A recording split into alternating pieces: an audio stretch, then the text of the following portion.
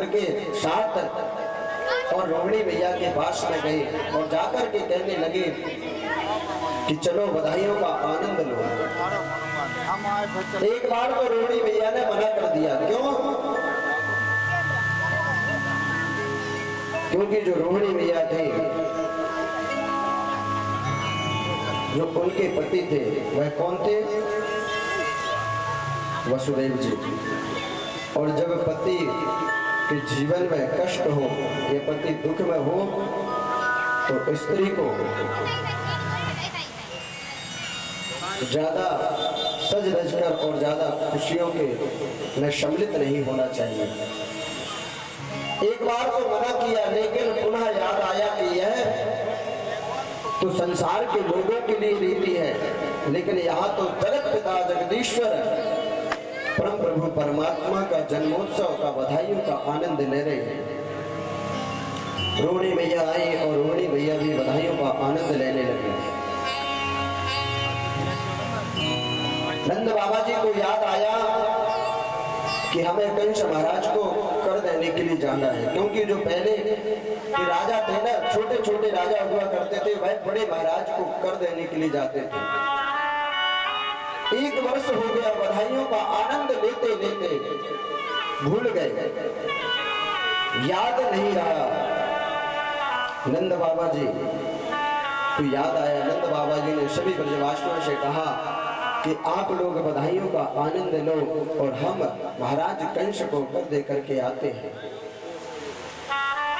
जैसे ही नंद बाबा जी जाने के लिए तैयार हुए, जाने लगे, मथुरापुरी पहुंचे, कंस महाराज को कर दिया और उसके बाद में नंद बाबा वसुदेव और देवकी मैया से मिलने के लिए गए। जैसे ही वहां पर पहुंचे, वसुदेव से नंद बाबा ने कहा कि अरे मित्र भैया, हमें समाचार मिला था कि दुष्ट कंस ने तुम्हारे अबोध बालकों को मार दिया है, हमें बड़ा कष्ट हुआ।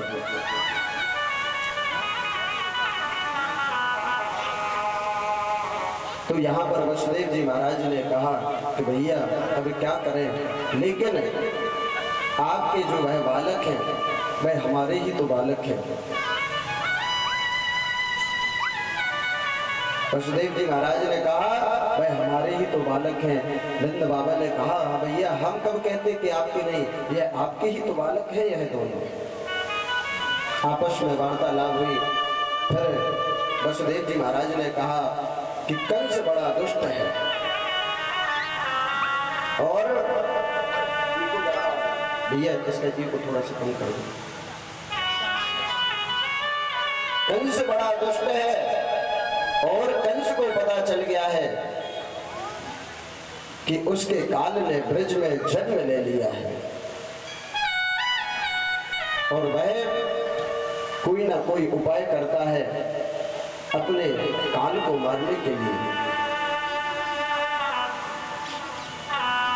आप जल्दी से जाओ, क्योंकि आप इधर हो सकता है कंस दुष्ट किसी राक्षस को भेज दे और कोई अनहोनी हो जाए। जब से कंस को पता चला था कि ब्रज में मेरा काल जन्म ले चुका है, तब से कंस ना जाने कितने बड़े बड़े राक्षस दैत्यों को बुलवाता है सभा में और ना जाने कौन कौन से उपाय करता है। कंस ने आज आपातकालीन सभा लगवाई।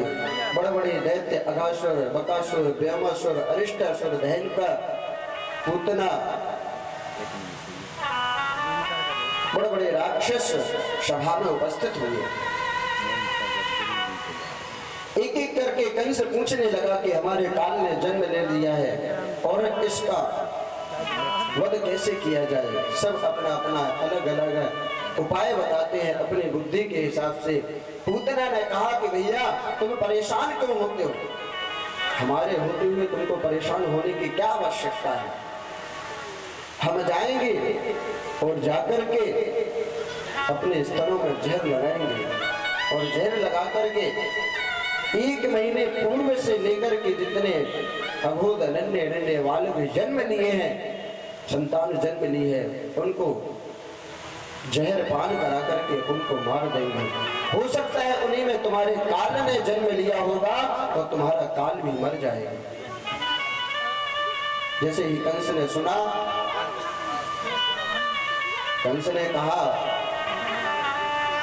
कि बहन तुम जाओगी तो, लेकिन तुम्हें जाने कौन देगा, अपने घर में प्रवेश कौन करने देगा, क्योंकि तुम्हारा इतना विकराल स्वरूप है। पूतना का कैसा स्वरूप है, बड़े बड़े केस, बड़े बड़े दांत, राक्षसी के जैसा स्वरूप है पूतना का।